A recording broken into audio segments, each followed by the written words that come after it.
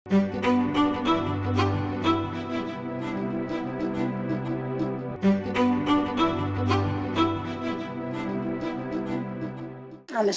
ክቡር ጠቅላይ ሚኒስትር። የማክሮ ኢኮኖሚ አፈጻጸሞች ላይ ያተኮረ እና በአጠቃላይ ለኢኮኖሚ እድገት ያስቀመጥነውን ግመታ አዝማሚያው ምን ይመስላል፣ በዚህ ሩብ ዓመት በ2018 ያቀድናቸውን የእድገት ታርጌቶች ወይም ኢላማዎች ከማሳካት አኳያ ምን ላይ እንገኛለን የሚለውን አነሳለሁኝ። በሶስት ቦታ ነው ይሄንን ፕሬዘንቴሽን የከፈልኩት። እንደተለመደ የዓለም አቀፍ ኢኮኖሚ አዝማሚያ ያው ኢኮኖሚያችንን አዎንታዊ የሚሆን አሉታዊ ተጽዕኖ ስለሚኖረው በተወሰነ ደረጃ ባለፈው ከታየ በኋላ በየጊዜው ግመታዎች ስለሚቀየሩ በተቀየሩ ቁጥር የሚኖሩ ለውጦች ስላሉ ያንን እናያለን። የኛን ደግሞ የማክሮ ኢኮኖሚ አፈጻጸምና ቅድም እንዳልኩት የኢኮኖሚ እድገት አዝማሚያዎችን እንመለከታለን። እንደማጠቃለያ ወደ መጨረሻ አንድ ስላይድ እናነሳለን። ከዓለም አቀፍ የኢኮኖሚ አዝማሚያ አኳያ እንደሚታወቀው በሚያዝያ ላይ ተገምቶ የነበረው ያው IMF ነው ኢኮኖሚ እድገት ትንበያ የሚያደርገው። አሁን ጥቅምት ላይ የተደረገው በተወሰነ ደረጃ መሻሻል ታይቶበታል። የዓለም ኢኮኖሚ ሚያዝያ አካባቢ ወደ 2.8 ያድጋል የሚል ነበር የነበረው። አሁን ወደ 3.2 በመቶ እንደሚያድግ ተተንብዮአል። ለዚህ ግመታ ወይም ትንበያ ከፍ ማለት በዋናነት በሚያዝያ 2025 የአሜሪካ መንግስት ተግባራዊ ይደረጋል ወይም ማረጋለሁ ብሎ ያለው ታሪፍ ጭማሪ የዛኔ ከተባለው ያነሰ ነው። ከእያንዳንዱ ሀገር ጋራ በመደራደር እየጣለ ያለው ታሪፍና በዚህም ምክንያት በተወሰነ ደረጃ የኢኮኖሚ እድገት የተሻለ እንደሚሆን ከዛውም ባሻገር የፋይናንስ ዘርፍ በተለይ በአሜሪካን መሻሻል ማሳየቱና የብድር ገበያም የአሜሪካ የተሻለ በመሆኑ በዚህ ምክንያት ግመታው የተሻለ ሆኗል። ይሁን እንጂ ይሄም ቢሆን 2025 ከኮቪድ በፊት የዓለም የኢኮኖሚ እድገት ከ3.5 በላይ ነው የነበረው። 3.7 ለምሳሌ ነበረ ከኮቪድ በፊት። ከዛ አሁንም ቢሆን ያነሰ ነው፣ እዛ ላይ መድረስ አልቻለም። የቻይናም ኢኮኖሚ 0.8 ተጨማሪ ሚያዝያ ላይ ከነበረው ተጨማሪ እድገት እንደሚያስመዘግብ ወደ 4.8 እንደሚያድግ ተቀምጧል። ከቻይናም አኳያ በተለይ በትሬድ ዳይቨርት ተደርጎ ወደ ሌላ ሀገራት የአሜሪካ ታሪፍ ጋር በተያያዘ ያለውን ለማለፍ በርካታ የፖሊሲ ለውጦችና የስትራቴጂ ለውጦች በማድረግ የወጪ ንግድ በከፍተኛ ሁኔታ ጨምሯል የቻይና። በዛ ላይ ደግሞ ያንን የሚያበረታታ የፊስካል ፖሊሲ ተግብራለች ቻይና። በዚህም ምክንያት ቻይናም የተሻለ እድገት እንደምታስመዘግብ ተገምቷል፣ ከሚያዝያው ይልቅ ማለት ነው። የሰብሳራ ሀገራት ወይም ከሳራ በታች ያሉ ሀገራትንም ስንመለከት ወደ 0.3% ተጨማሪ ሚያዝያ ላይ ከተገመተው አሁንም የተሻለ እድገት እንደሚኖር አመቱ ሲጠናቀቅ ወደ 4.1 በመቶ እንደሚያድግ ተተንብዮአል። ለዚህ በአጠቃላይ ለዓለም አቀፉም ለሀገራትም የተሻለ እድገት ትንበያ ከሚያዝያው አኳያ ትልቅ ሚና ያደረገው አንደኛ ታሪፉ በታሰበው መጠን አልሆነም። ሁለተኛ ደግሞ ታሪፉን በመስጋት የንግድ ፍሮንት ሎዲንግ ነበረ በከፍተኛ ሁኔታ። አሜሪካ ያሉ ካምፓኒዎችም በጣም ብዙ ገዝቶ ኢምፖርት አድርጎ የማስገባት ሌሎችም ሀገራት እንደዛው ስለነበረ ይሄ ለአጠቃላይ የኢኮኖሚ እድገት አዎንታዊ አስተዋጽኦ አድርጓል። እንግዲህ በእኛም በአፍሪካም ቅድም እንዳልኩት የሰብሳራ አፍሪካ 4.1 የተተነበየ ቢሆንም በቀጠናው ይሄ አማካይ ነው ያሉ ትልልቅ ኢኮኖሚዎች ብለን የምንላቸው ከ1.1 ደቡብ አፍሪካ 1.1 በመቶ እንደሚያድግ፣ ናይጄሪያ 3.9 በመቶ፣ ጎረቤታችን ኬንያ 4.8 በመቶ እንደምታድግ ተተንብዮአል በቅርብ በወጣው ማለት ነው።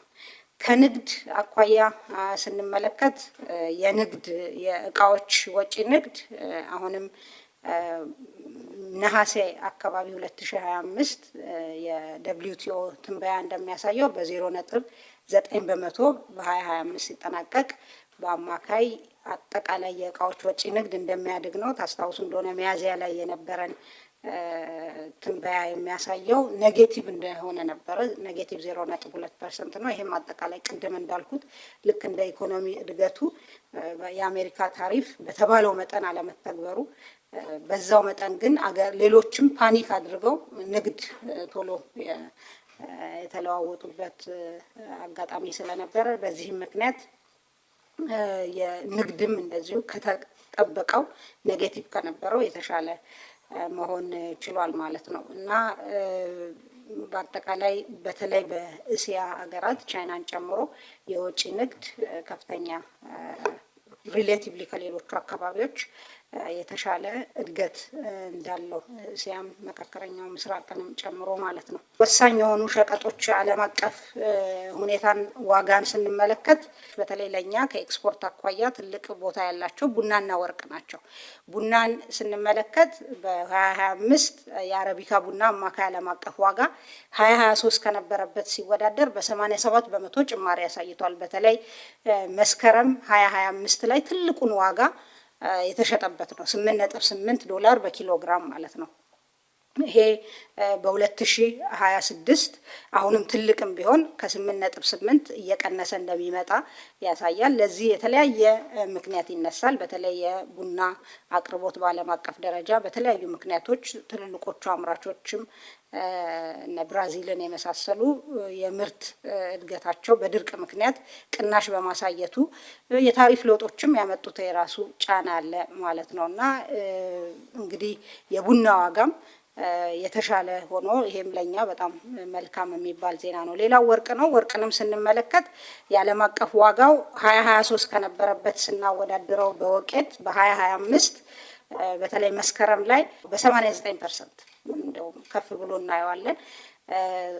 አሁንም መስከረም 2025 ያለፈው ወር ማለት ነው ወርቅ ትልቁን ዋጋ ኮማንድ ያደረገበት ወር ነው። $3668 በወቄት ነበረ። እንግዲህ ለወርቅ ዓለም አቀፍ ዋጋ መጨመር ምክንያት የሆኑ በርካታ ጉዳዮች አሉ። በአጠቃላይ ዓለም አቀፍ ኢተገማችነት ኢንቨስተሮችም ይሁን ሀገራት በብሔራዊ ባንኮቻቸው በኩል ኢንቨስተሮችም ከኢንቨስትመንት ይልቅ ገንዘባቸውን በወርቅ የማስቀመጥ አዝማሚያ ታይቷል። የወለድ ምጣኔም መቀነሱ በተለይ አሜሪካ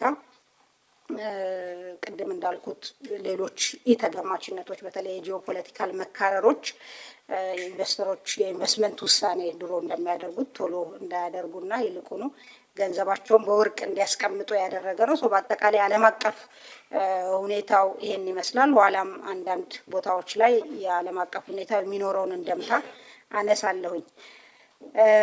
ቀጥሎ ወደ ባለፉት 100 ቀናት ወይም ባለፉት 3 ወራት የማክሮ ኢኮኖሚ አፈጻጸማችን ምን ይመስላል የሚለው ነው ያለው። መጀመሪያ ከኢኮኖሚ እድገት አፈጻጸም እንጀምራለን።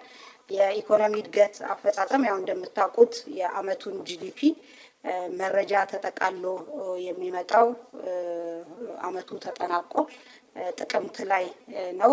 ያው አሁን ከሳምንት በፊት የተጠቃለለውን አክቹዋል የጂዲፒ ግመታ አግኝተናል። መረጃ ተጠቃሎ የደረሰ በመሆኑ የኢኮኖሚ እድገቱ አሁን እንደምናየው 9.2 በመቶ ሆኗል። የአመቱ እድገት በዚህ ግብርና 7.3 በመቶ አድጓል። በአመቱ ኢንዱስትሪ 13 በመቶ በማደግ አጠቃላይ ኢኮኖሚ እድገቱን እየመራ ይገኛል። አገልግሎት ደግሞ 7.5 በመቶ አድጓል።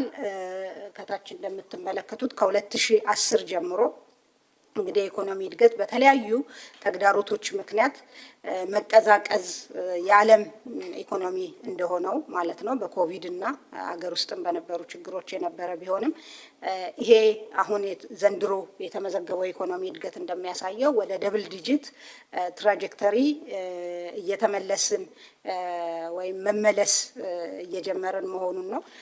ምክንያቱም በጣም ብዙ የልማት ፍላጎት ያለን ሀገር ነን። የዓለም ሀገራት ልምድም የበለጸጉ ሀገራት የሚያሳየው ረጅም ጊዜ የሚቆይ ደብል ዲጂት ኢኮኖሚ እድገት በጣም ወሳኝ ይሆናል። ከዚህ አኳያ ያንን ታርጌት አድርጎ እየተሰራ በመሆኑ የ2017 ላይ የተመዘገበው የ9.2 የኢኮኖሚ እድገት ይህንን ያመላክታል። በኢኮኖሚ መጠንም ብንመለከት በብር ወደ 15 ትሪሊየን 15.1 ትሪሊየን ደርሰናል ማለት ነው።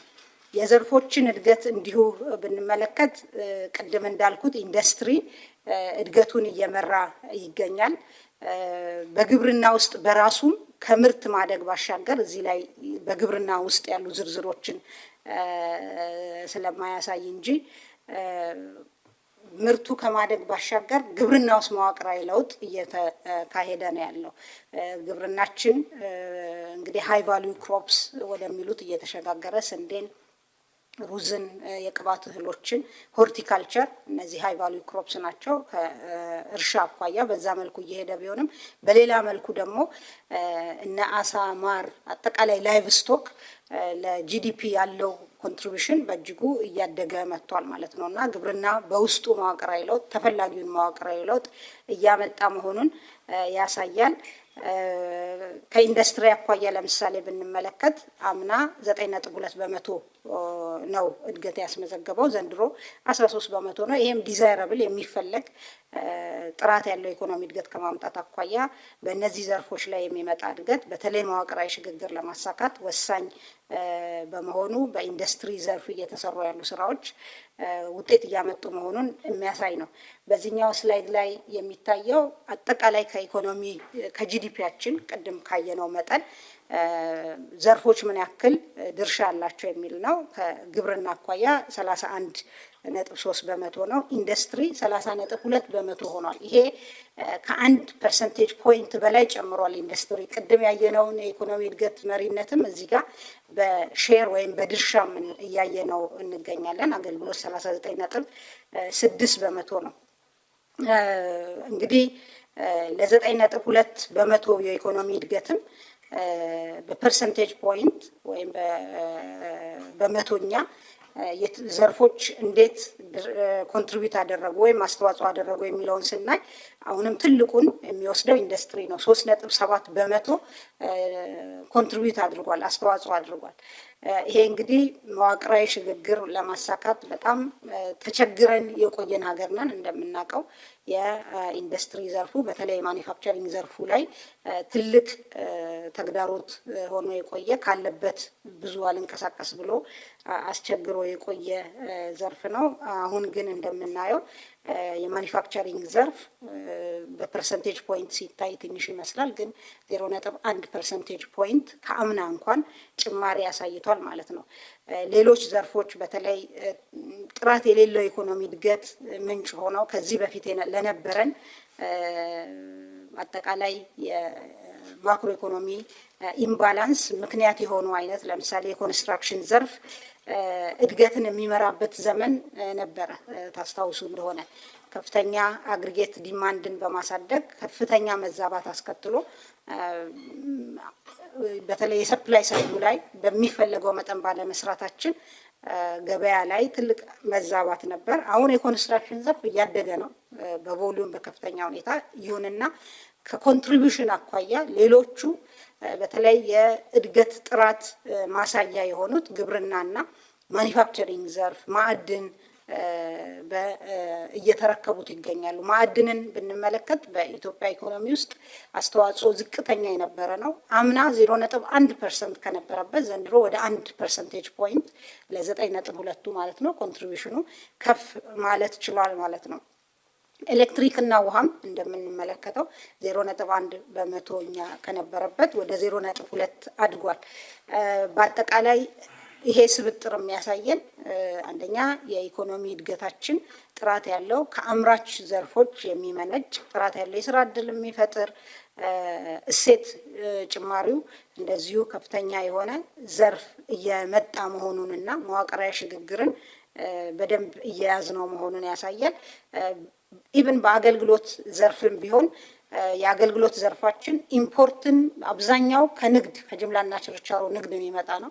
ኢምፖርትን ከሚያገለባብጥ ኢኮኖሚ ኤክስፖርታችን እንግዲህ እያደገ መሆኑን እናውቃለን። አምና በጣም ኢትዮጵያ ከሚገባት አኳያ ገና መድረስ ያለብን ብዙ ነው ብለን ልናነሳ ብንችልም በጣም ከፍተኛ የኤክስፖርት እድገት ያስመዘገብንበት ዓመት ነው።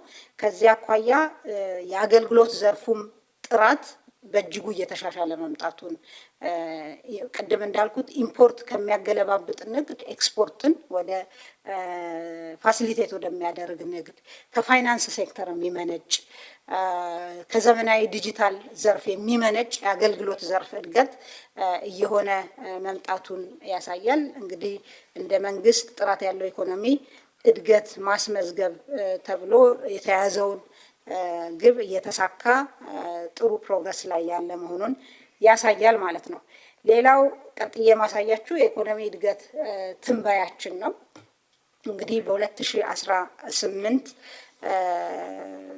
በጀት ዓመቱ ሲጠናቀቅ እንግዲህ 2017ን የእድገት አክቹዋል አፈጻጸም ከታየ በኋላ አዲስ የመጡ ከኢንቨስትመንት ማቋያ ይሁን አጠቃላይ በየዘርፉ የታዩ ለውጦችን ታሳቢ በማድረግ እንደገና ፕሮጀክት ተደርጓል። በየጊዜው በየኳርተሩ መልሶ የሚፈተሽ ቁጥር ነው። እንደምታውቁት የኢኮኖሚ እድገት ትንበያ በ2018 10.2 በመቶ የኢትዮጵያ ኢኮኖሚ እንደሚያድግ ተተንብዮአል።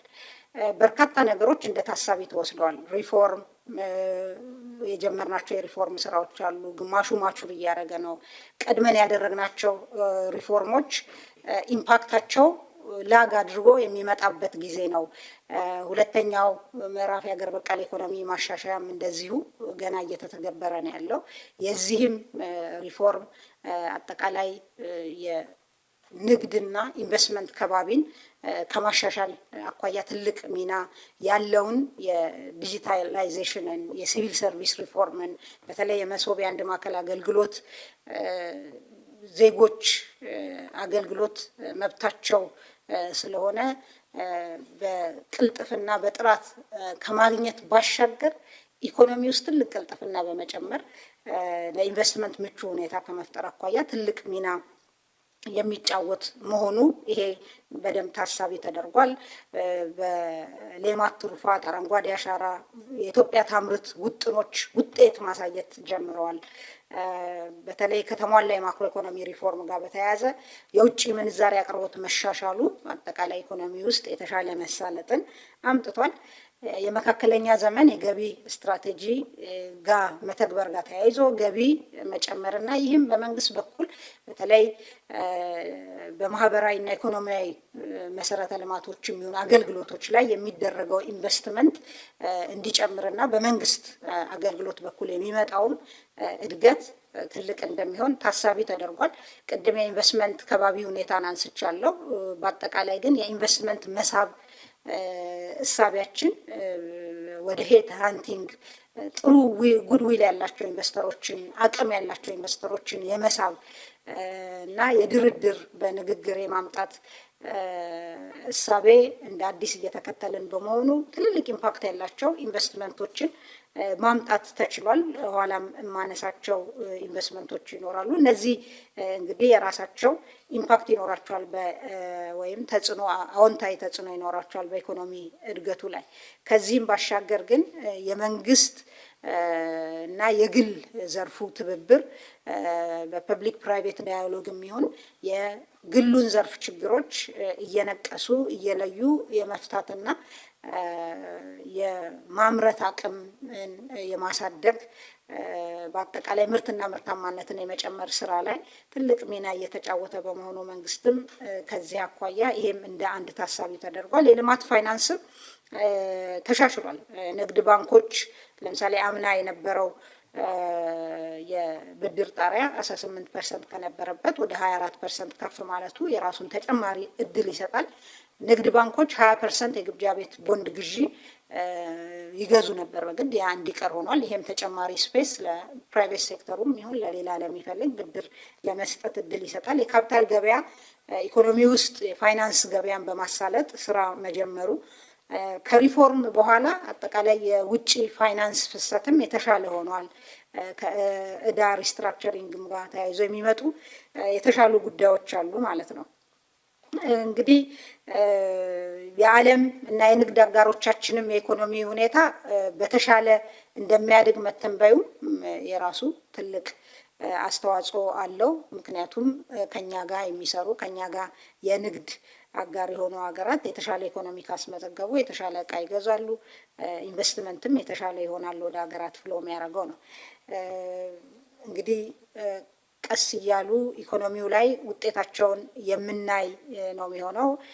የጉባ ብስራቶች እንደምታስታውሱት የሚሊዮኖችን ታሪክ ወደ ቢሊዮን የቀየሩ ከኢንቨስትመንት አኳያ በራሳቸው በአጠቃላይ ኢኮኖሚ እድገት ላይ ከሚኖራቸው ፋይዳ ባሻገር ተጨማሪ ኢንቨስትመንትን በመሳብ ኮንፊደንስ በማጫር በሌሎች ኢንቨስተሮች ውስጥ ትልቅ ሚና የሚጫወቱ ናቸው ማለት ነው።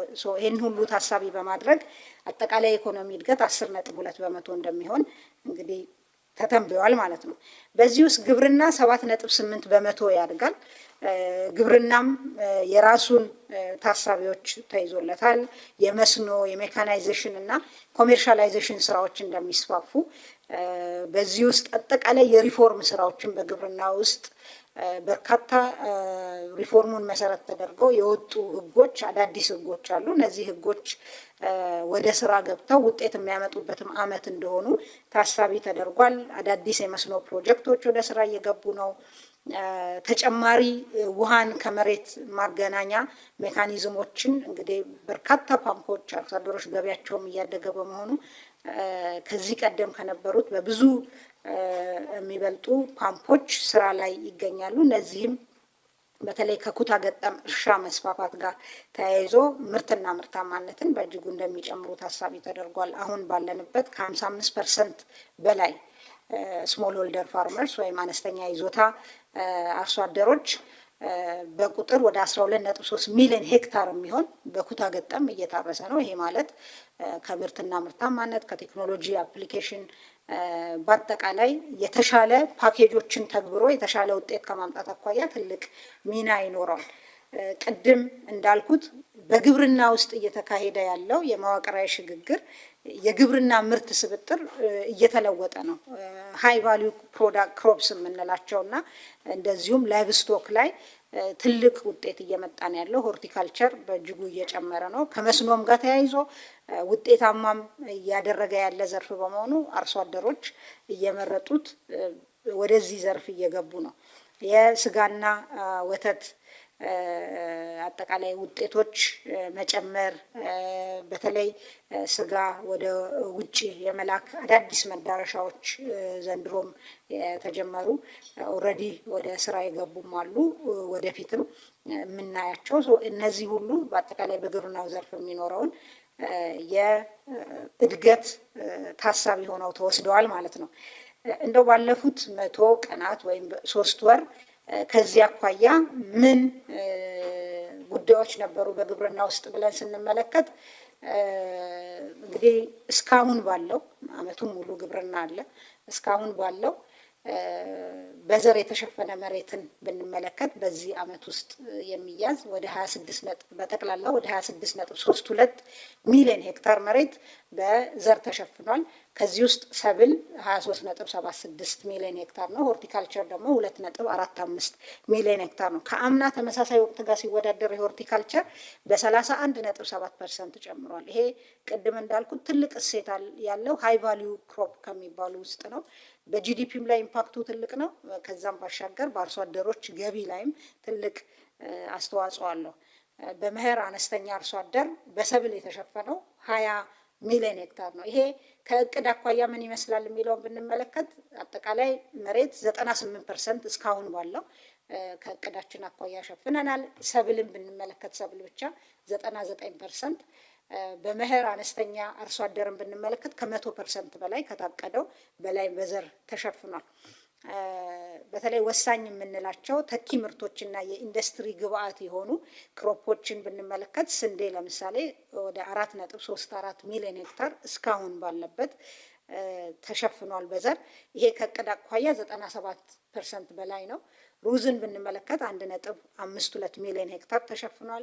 ከእቅድ አኳያ 83% ነው። አኩሪ አተር ከእቅድ አኳያ ኦልሞስት ወደ 100% የሚጠጋ 880 ሺህ ሄክታር መሬት በዘር ተሸፍኗል ማለት ነው። ከምርት አኳያ እስካሁን የተሰበሰበውን ባለፉት 100 ቀናት የተሰበሰበውን ምርት ብንመለከት ጠቅላላ ወደ 242 ሚሊዮን ኩንታል ተሰብስቧል። ከዚህ ውስጥ ሰብልን ብንመለከት 74.7 ሚሊዮን ኩንታል ነው። ሆርቲካልቸር ደግሞ 167 አካባቢ ሚሊዮን ኩንታል ነው። ከአምና ተመሳሳይ ወቅት አኳያ ስናወዳድረው ሁሉም እነዚህ ከአምናው የበለጠ ነው የፈጸምነው። ከእቅድ አንጻርም ብንመለከት አብዛኛውን ከ100 በላይ መፈጸም ችለናል ማለት ነው። ሌላው ከግብርና አኳያ የምንመለከተው ወሳኝ ክሮፕ ቡና ነው። ቡናን ስንመለከት እንግዲህ በአጠቃላይ የተሻለ አፈጻጸም ከአምና ተመሳሳይ ወቅት አኳያ ስናወዳድረው የ19 በመቶ ጭማሪ አለው። ከእቅድ አንጻር 84 በመቶ ነው። በሄክታር ብንወስድ አፈጻጸሙን 1.28 ሚሊዮን ሄክታር ነው በቡና የተሸፈነው። በኩንታል ብንወስድ 6.95 ኦልሞስት 7 ሚሊዮን ኩንታል ተሰብስቧል። ከእንስሳት ሀብት ልማት በተለይ ከሌማት ትሩፋት ጋር ተያይዞ ያለውን ብንመለከት በግብአት አኳያም በምርትም አኳያ የተሻሉ አፈጻጸሞች ይታያሉ። በተለይ በወተት፣ ዶሮ ስጋ፣ ማር፣ እንቁላል፣ አሳ አብዛኛው 100% ከእቅድ አኳያ ማሳካት ተችሏል። በተለይ ማርን ስንመለከት ከባለፈው ተመሳሳይ ወቅት ጋር ሲነጻጸር የ50 በመቶ ጭማሪ ያለው በዚህ 3 ወር ብቻ። አሳንም ብንመለከት ካለፈው ተመሳሳይ ወቅት አኳያ ወደ 60 በመቶ ጭማሪ ያለው በዚህ 100 ቀን ተመርቷል ማለት ነው። ከዚህ አኳያ ከግብአት ከዚህ ጋር በደንብ የሚናበበው የዘመናዊ ቀፎ ስርጭት ነው። የዘመናዊ ቀፎ ስርጭትን ስንመለከት ወደ 74 በመቶ ከአምና አኳያ ብልጫ ያለው ቀፎ ተሰራጭቷል ማለት ነው። የሚቀጥለው ዘርፍ ኢንዱስትሪ ነው። ኢንዱስትሪ ቅድም እንግዲህ ካለው ኢኮኖሚ እድገት አኳያ በ13.2 በመቶ በማደግ ኮንትሪቢዩት እንደሚያደርግ ወይም አስተዋጽኦ እንደሚያደርግ ተተንብዮአል። ለዚህ የኢንዱስትሪ እድገት ታሳቢዎች አሉ። እንደሚታወቀው አምና እና ዘንድሮ የመጀመሪያ 3 ወራት በጠቅላላው ወደ 132 የሚሆኑ አዳዲስ የማኒፋክቸሪንግ ኢንዱስትሪዎች ወደ ስራ ገብተዋል። የፋይናንስ ተደራሽነት ለጥቃቅንና አነስተኛ ኢንዱስትሪዎች በተለይ 10% አካባቢ እንዲደረግ በመደረጉ ይሄም አክሰስ የማድረግ እድላቸውን በማስፋቱ ለዚህ ዘርፍ እድገት የራሱ አስተዋጽኦ ይኖረዋል ተብሎ ታስቧል። ከዚህ በተጨማሪ በተለይ በፋርማሲውቲካል ኢንዱስትሪስ ላይ ትልቅ አዎንታዊ እንደምታ ያለው የቁጥጥር ደረጃችን የላቦራቶሪ ቁጥጥር ደረጃችን ማቹሪቲ ሌቭል 3 የሚባለው መድረሳችን በተለይ በአፍሪካ ቀንድ የመጀመሪያው ሀገር ነን። በአፍሪካ 9 ሀገራት ናቸው። ከዛ ውስጥ አንዱ ነን የማቹሪቲ ሌቭል 3 የደረስን። ትልቅ የኢንቨስትመንት መሳቢያ አቅም ይሆናል። ምክንያቱም እዚህ የተመረተ ምርት በሌቭል 3 የቁጥጥር ደረጃ በዓለም ላይም 60 ሀገራት ብቻ ናቸው ሌቭል 3 ማቹሪቲ የደረሱት። የሚቀጥለው ደረጃ 4 ነው ትልቁ ደረጃ። ተዋርድ ስታት መስራት ቢኖርብንም አሁን እኛ ሀገር የተመረተ የፋርማሲውቲካል ምርት ሌላ ሀገር በቀላሉ መሸጥ የሚችልበት እድል መኖሩ የተሻለ ኢንቨስትመንት የተሻለ ምርት ሊኖር እንደሚችል ያሳያል። ከዛ ባሻገር አዳዲስ ወደ ስራ የሚገቡ ፕሮጀክቶችን እና የማዕድን ምርቶች ግብ ነው። ከማዕድን አኳያ ወደ ስራ የሚገቡ በቅርብ ትልልቅ ፋብሪካዎችና ፕሮጀክቶች አሉ። ወደ ግንባታም የሚገቡ በቅርብ የነዳጅ፣ የጋዝ፣ የማዳበሪያ ፕሮጀክቶች ወደ ስራ መግባታቸው የራሳቸው አስተዋጽኦ ይኖራቸዋል። በዚህ ዘርፍ የማኒፋክቸሪንግ ኢንዱስትሪዎች የተሻለ ግብዓት አቅርቦት በተለያየ ድጋፍ እየተደረገ መሆኑ በተለይ የማኒፋክቸሪንግ ካውንስል እያንዳንዱን የማኒፋክቸሪንግ ኢንዱስትሪ ትኩረት አድርጎ አስፈላጊውን ድጋፍ እንደሚያደርግና የዛም ውጤት እየታየ በመሆኑ ይሄም ተጠናክሮ እንደሚቀጥል ታሳቢ ተደርጓል። ከኢነርጂ አኳያ የህዳሴ ወደ ስራ መግባት 100% የአሰላ የንፋስ ኃይል የኮንስትራክሽን ዘርፉም ቢሆን ገና መገንባት ያለብን ሀገር ነን። ብዙ ግንባታ አለብን። ከዚህ አኳያ ኮንስትራክሽን ዘርፍም እንደዚሁ የራሱ ግቦች አሉት። ከዚህ አኳያ የኢንዱስትሪው ዘርፍ የተሻለ እድገት እንደሚያስመዘግብ ተተንብዮአል። ባለፉት 100 ቀናት የኢንዱስትሪ ዘርፉ ላይ በተለይ ማኒፋክቸሪንግ ዘርፉ ብንመለከት ምን ውጤት ተገኝቷል የሚለውን ብናይ በተኪ ምርት የዳነ የውጭ ምንዛሪ 1.08 ቢሊዮን ዶላር ደርሷል። በዚህ 100 ቀናት ብቻ 37 የሚሆኑ አምራች ኢንዱስትሪዎች ወደ ማምረት ተሸጋግረዋል። የአግሮ ፕሮሰሲንግ ኢንዱስትሪ ፓርኮችን ብንመለከት በቡሬ 2፣ ቡልቡላ 11፣ ይርጋለም 9 በአጠቃላይ 22 ፋብሪካዎች ወደ ስራ የገቡ ሲሆን በተለይ ባለፉት 100 ቀናት ወይም 3 ወራት ብቻ 10ሩ ከነዚህ ውስጥ 10ሩ ወደ ስራ ገብተዋል ማለት ነው። ይሄ በራሳቸው የሚጨምሩት እሴት ለጂዲፒ የሚኖረው ኮንትሪቢዩሽን እንዳለ ሆኖ በባክዋርድ ሊንኬጅ ፊትዮሽና ኋልዮሽ ትስስር ትልቅ የስራ እድል ትልቅ የእሴት ጭመራ የሚያደርጉ ይሆናሉ። ለምሳሌ እስካሁን በእነዚህ ኢንዱስትሪ ፓርኮች ውስጥ 6 ዩኒየኖች 67 የህብረት ስራ ማህበራትና በአጠቃላይ 270635 አርሶ አደሮች በግብአት ተሳስረዋል ማለት ነው። በዚህም ምክንያት በዚህ ዘርፍ በዚህ ዓመት ከሌላው ጊዜ የተሻለ ይጠበቃል። ተጨማሪም ወደ 31 የሚሆኑ በእነዚህ አግሮ ፕሮሰሲንግ ኢንዱስትሪ ፓርኮች ውስጥ ወደ ስራ ለመጀመር ቅርብ የሆኑ ዝግጁ የሆኑ ኢንዱስትሪዎች በቅርብ ወደ ስራ ሲገቡ የምንሰማ ይሆናል ማለት ነው። ይሄም በአመቱ የሚኖረውን ከዚህ ዘርፍ የሚመጣውን እሴት ጭመራ የራሱ አዎንታዊ አስተዋጽኦ የሚያደርግ ነው። በኢንዱስትሪ ፓርኮች እና ነፃ የንግድ ቀጠናዎች ውስጥ ያሉ እንደዚሁ የተሻለ አፈጻጸም በተለይ ከአምና አኳያ ስናወዳድረው በእጅጉ የተሻለ አፈጻጸም ማየት ችለናል።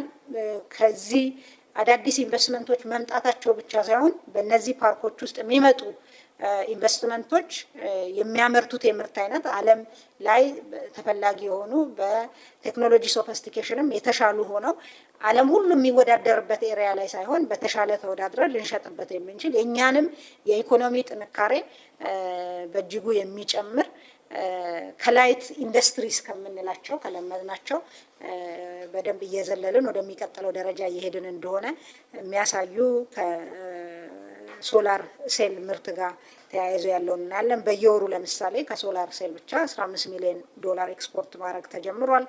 ይሄ ማስፋፊያ ደግሞ እየተደረገ ነው። ተጨማሪ አምራቾችም እንደዚሁ ገብተዋል። ከዚህ ባሻገር በግብአት አገር ውስጥ የመተሳሰር አቅማችንም በእጅጉ እየጨመረ ነው። ለምሳሌ እነዚህ የሶላር ሴል ምርት የሚያመርቱ ፋብሪካዎች ለኃይል የሚያስፈልጋቸውን ከሌላ ያመጡ ከነበረበት በሀገር ውስጥ ጋዝ ለመተካት ኦልሬዲ ንግግር እንደጀመሩና እቅድ እንዳስቀመጡ ከሪፖርት ማግኘት ችለናል። በ2017 የመጀመሪያው 100 ቀን እና የ2018 የመጀመሪያው 100 ቀንን ስናወዳድር አዳዲስ የፋብሪካ ሼድ ከማስያዝ አኳያ 8 ተይዘዋል። በ2018 ባለፈው አመት ስናይ 6 ብቻ ነው የነበረው። የገቡ ባለሀብቶችንም ስናይ 20 በዚህ 100 ቀን የገባ ሲሆን አምና 12 ብቻ ነው የነበረው። ኤክስፖርትን ስንመለከት ኦልሞስት እጥፍ ነው የሆነው። ባለፈው 100 ቀን ከኢንዱስትሪ ፓርኮች 47.7 ሚሊዮን ዶላር ማግኘት ተችሏል። አዳዲስ የተፈጠረ የስራ እድልም የተሻለ ነው። ቅድም እንዳልኩት በአጠቃላይ በማኒፋክቸሪንግ ዘርፍ ትልቅ ለውጥ እያመጣ ያለው የማኒፋክቸሪንግ ካውንስል በክቡር ጠቅላይ ሚኒስትር ተቋቁሞ በየጊዜው ክትትልና ድጋፍ በማድረግ በርካታ አምራች ኢንዱስትሪዎች የማምረት አቅማቸው እንዲሻሻል፣ የተሻለ ስራ እድል እንዲፈጥሩ፣ የተሻለ የውጭ ምንዛሬ እንዲያመጡ ወይም በሀገር ውስጥ ምርት እንዲተኩ እየሰራ ይገኛል። በዚህ በአምራች ኢንዱስትሪ ካውንስል በማኒፋክቸሪንግ ካውንስል በአጠቃላይ ከመሰረተ ልማት፣ ከፋይናንስ፣ ከግብአት አቅርቦት የጉምሩክ የጸጥታ ከመንግስት አስተዳደር ጋር የተያያዙ ከሀገር ውስጥ ገቢ ጨምሮ አጠቃላይ በኢንዱስትሪዎች ያለ የማኔጅመንት ችግርንም ጨምሮ የአቅም ችግርንም ጨምሮ እየለዩ ከመፍታት አኳያ ባለፉት ጊዜያት 119 በላይ የሚሆኑ ችግሮች ተለይተው አድሬስ ተደርገው ተፈቷል። እንደ ውጤቱን በጥቂቱ ለማሳየት በዚህ ካውንስል ወደ 53 የሚሆኑ ፋብሪካዎች በተለይ እገዛ ከተደረገላቸው ውስጥ በዛ እገዛ ምክንያት ወደ 11.7 በመቶ የማምረት አቅም አጠቃቀማቸው አድጓል። የስራ ዕድል ፈጠራም በ7.6 በመቶ ተሻሽሏል። የውጭ ምንዛሬ ግኝታቸውም በ8.6 በመቶ አድጓል። በአጠቃላይ በእነዚህ ኢንዱስትሪ ፓርኮች ውስጥ የአዳዲስ ኢንቨስትመንቶች መጥተው ስራ መጀመራቸው ብቻ ሳይሆን የሚመጡ ኢንዱስትሪዎች ወይም እየመጡ ያሉ ኢንቨስትመንቶች ከለመድነው የላይት ማኒፋክቸሪንግ ኢንዱስትሪ ባሻገር በቴክኖሎጂ ረቀቅ ያሉ ዓለም የደረሰበት ዓለም ላይ ተወዳድረን ልንሸጣቸው የምንችላቸው አይነት አብዛኛው ሀገር ሁሉም ሀገር የሚሸጠው አይነት ሳይሆን ከዛ የተሻሉ ነገሮች የሚያመርቱ ፋብሪካዎች ወደ ስራ መግባት ችለዋል። የሶላር ሴል ምርት ለምሳሌ አንዱ ነው። ከዚህ በየወሩ ኤክስፖርት አሁን ባለንበት 15 ሚሊዮን ዶላር ማግኘት ጀምረናል። እነዚህ ኢንዱስትሪዎች ተጨማሪ ማስፋፊያም አዳዲስ ኢንዱስትሪዎችም በዚሁ በሶላር ሴል ምርት ወደ ግንባታ ይገባሉ፣ በቅርብ ወደ ማምረት የሚገቡ ማለት ነው። እነዚህ ኢንዱስትሪዎች የሚያስፈልጋቸውን የኃይል ምንጭ በሀገር ውስጥ ጋዝ ለመተካት ስራ ጀምረዋል። አንዱ ይሄ በተለይ አምራች ኢንዱስትሪዎች የእሴት ጭመራቸው በሀገር ውስጥ ያለው ከፍ ያለ እንዲሆን የሀገር ውስጥ ሎካል ኮንቴንታቸው ከፍተኛ እንዲሆን ይጠበቃል። ከዚህ አኳያ ትልቅ ሚና አለው ማለት ነው። በአንዳንድ ኢንዲኬተሮች ስንመለከት አዳዲስ ፋብሪካ ሼድ በማስያዝ በዚህ 100 ቀን 8 የሚሆኑ የያዙ ሲሆን አምና 6 ብቻ ነበረ። አዳዲስ ባለሀብቶችንም ስንመለከት በአጠቃላይ 20 በዚህ 100 ቀን አዳዲስ ባለሀብቶች ወደ ኢንዱስትሪ ፓርኮች ገብተዋል። አምና 12 ብቻ ነው የነበረው። በኤክስፖርት ስንመለከት ኤክስፖርት ኦልሞስት እጥፍ ሆኗል። በኢንዱስትሪ ዘርፍ ውስጥ ቅድም ያየነውን እድገት ለማስመዝገብ የማዕድን ዘርፉም የራሱ አስተዋጽኦ ይኖረዋል። ከማዕድን ዘርፍ አኳያ ቅድም ካነሳዋቸው ታሳቢዎች ባሻገር ባለፉት 100 ቀናት ያለው የምርት ሁኔታ ምን ይመስላል የሚለውን ብንመለከት ወርቅን ስናይ 11.47 ቶን ማምረት ተችሏል። ይሄ ከባለፈው በጀት ዓመት ተመሳሳይ ወቅት ጋር ሲነጻጸር 66 በመቶ እድገት አለው። ከእቅድ አንጻር 137 በመቶ ማሳካት ተችሏል። እቅዱ 8.37 ቶን ነበር። አምና በዚህ ሰዓት 6.9 ቶን ነው ማምረት የቻልነው። ጌጣጌጥ ማዕድናት 667% ጭማሪ ያሳይቷል ከአምና። የኢንዱስትሪ ማዕድናት ለኢንዱስትሪ ግብዓት የሚሆኑም እንደዚሁ 71 በመቶ ከአምና አኳያ ጭማሪ ያሳይቷል። ይሄ እነዚህ ግብዓቶች ጨመሩ ማለት እነዚህ ግብዓቶች እነ ካኦሊን የሚባሉ ለተለያዩ ፋብሪካዎች ለቀለም፣ ለውሃ እና ሌሎች የፕላስቲክ ፋብሪካዎችን ጨምሮ ግብዓት የሚሆኑ ናቸው። ግብዓት በዚህ ያክል ጨመረ ማለት የነዛ ፋብሪካዎችም ምርት በዛው መጠን የተሻለ ይሆናል ማለት ነው፣ ግብዓት እንደመሆናቸው።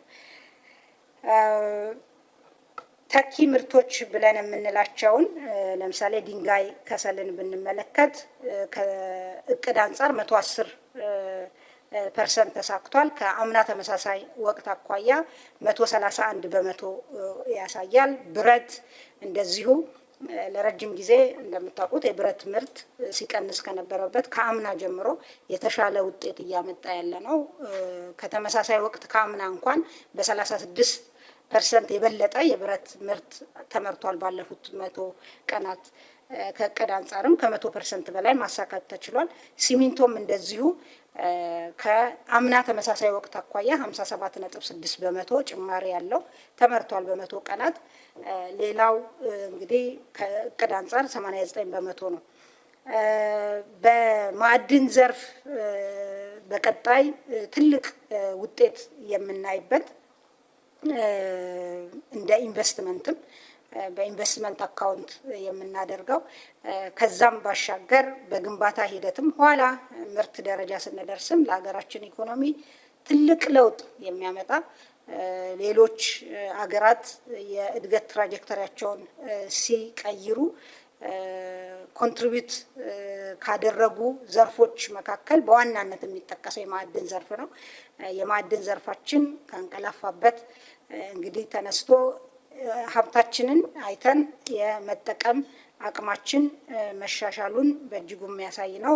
ቅድም እንዳልኩት የጉባ ብስራቶች ብዬ ያልኳቸው ወደ 10 ቢሊዮን ዶላር የሚሆን ኢንቨስትመንት በነዳጅና ተፈጥሮ ጋዝ ፕሮጀክት እንዲሁም በተለይ ከኢትዮጵያ ኢንቨስትመንት ሆልዲንግ ጋራ የኢትዮጵያ መንግስትን በመወከል የማዳበሪያ ፕሮጀክት እንደዚሁ የሀገራችንን የማዳበሪያ ፍላጎት ከመጨመር ባሻገር እንደ ኢንቨስትመንት ትልቅ ኮንፊደንስ የሚሰጥ ኢንቨስትመንት ነው።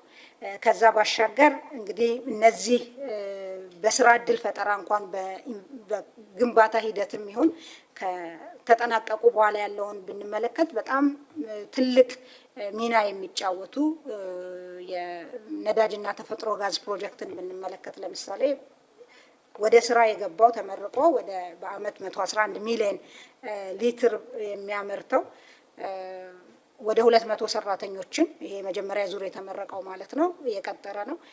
በቀጣይ በዛው ወደ ስራ የገባው መሰረት ድንጋይ ተጥሎለት 1.33 ቢሊዮን ሊትር በአመት ማምረት አቅም ያለው ይሄ ሁለተኛው ምዕራፍ ደግሞ እንደዚሁ 2000 ሰራተኞችን የሚቀጥር ነው።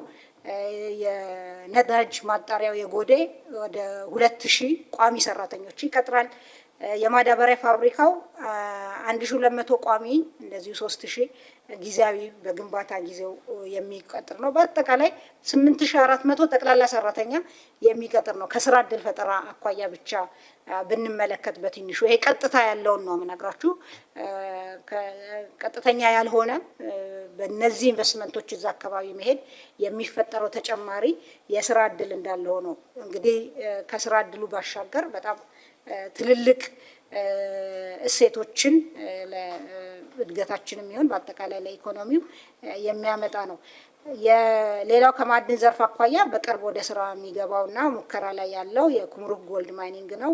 ከ5 እስከ 7 ቶን በአመት የማምረት አቅም እንደሚኖረው ይጠበቃል። በቅርብ ወደ ስራ ይገባል። ይህም ከፍተኛ የስራ እድል የሚፈጥር ነው።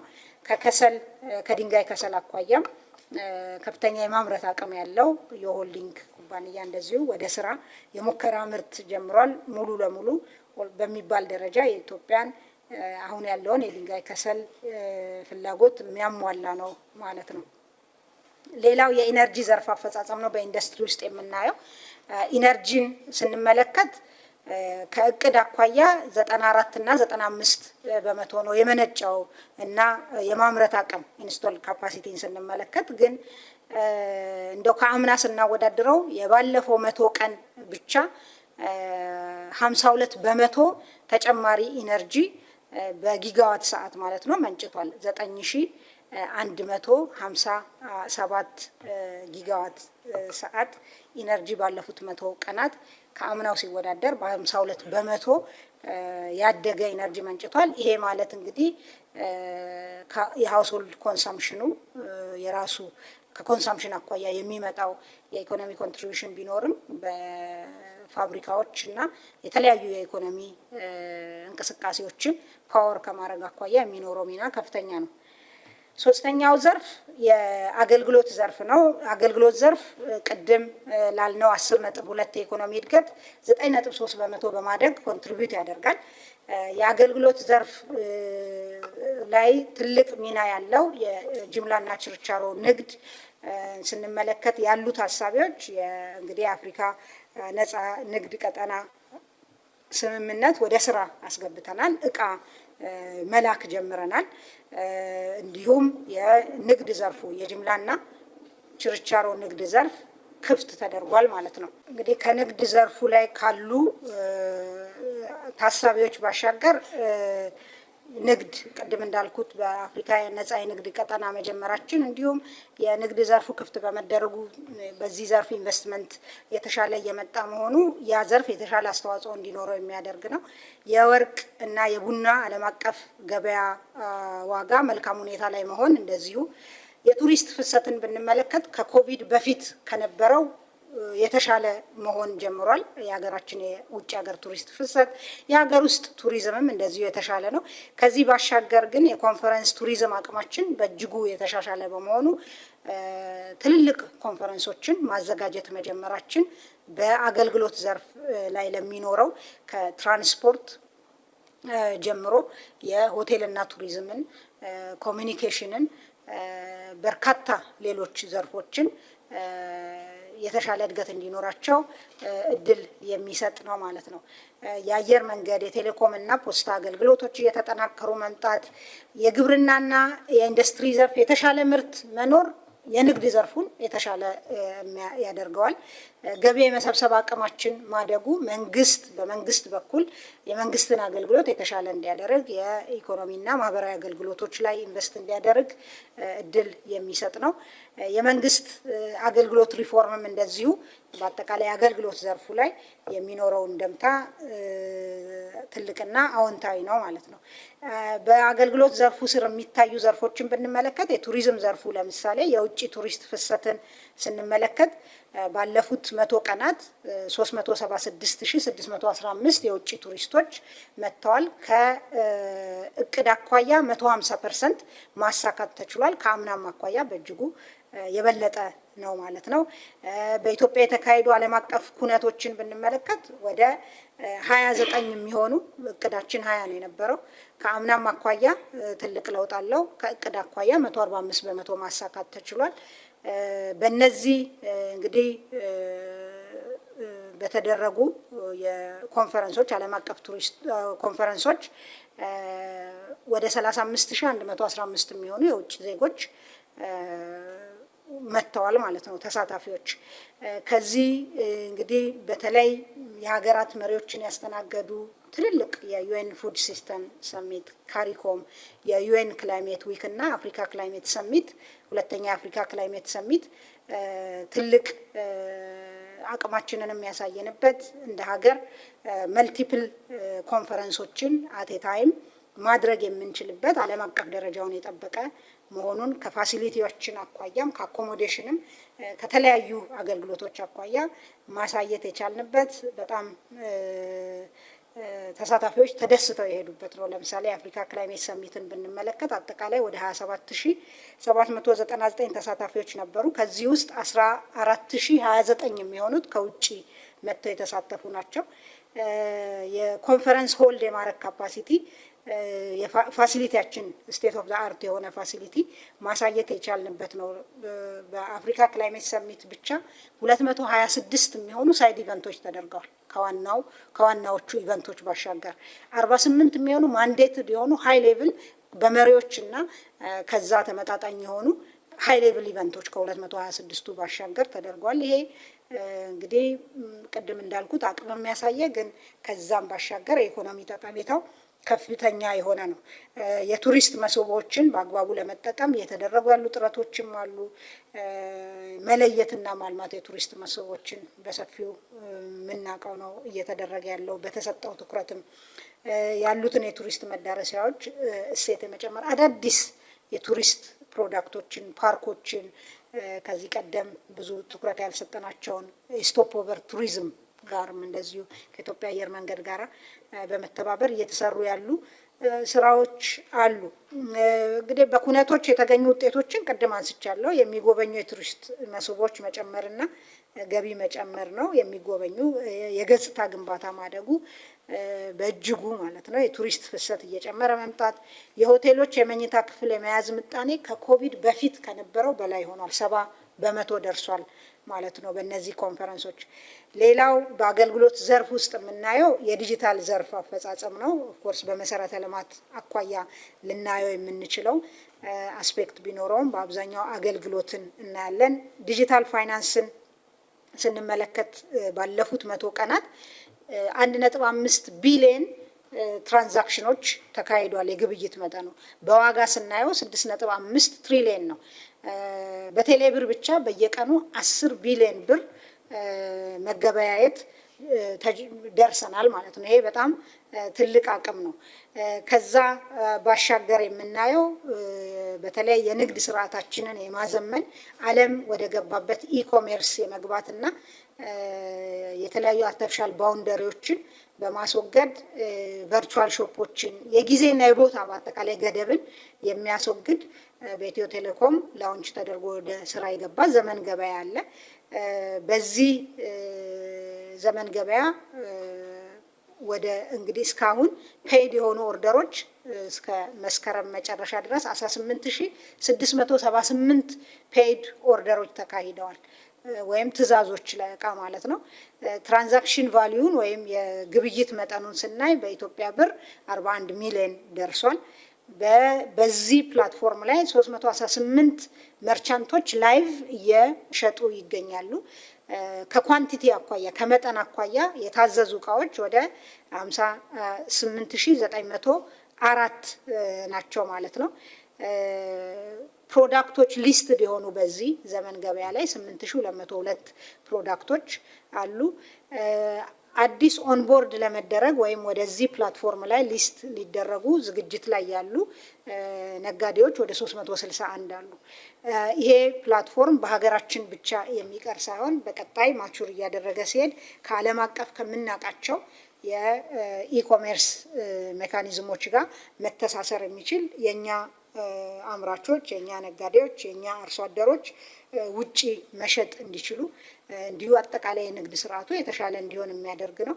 በዚህ ሂደት ውስጥ የህጋዊነትን በደንብ ያጠናክራል። በዚህ ላይ ሊስት መደረግ ያለበት ሰው ንግድ ፍቃድ ያወጣ መሆን ስላለበት ትንሽም ካምፓኒ ቢሆን ንግድ ፍቃድ አውጥቶ እንዲሰራ ግን ቅድም እንዳልኩት የጊዜና የቦታ ገደብን ስለሚያስወግድ ለትንንሽ ነጋዴዎች ራሱ የሽያጭ መጠናቸውን በእጅጉ የሚያሻሽል ነው። የንግድ ትስስርን የሚያጠናክር ነው። አንድ ክልል ከሌላ ክልል፣ አንድ አካባቢ ከሌላ አካባቢ፣ ይሄም አጠቃላይ እንደ ሀገር አንድ የኢኮኖሚ ማህበረሰብ የምንለውን ለመፍጠርና አጠቃላይ የስቴት ቢልዲንግ ስራችንን በኢኮኖሚ መተሳሰርን ዲፔንደንሲንም በዛው መጠን የሚጨምር ነው የሚሆነው።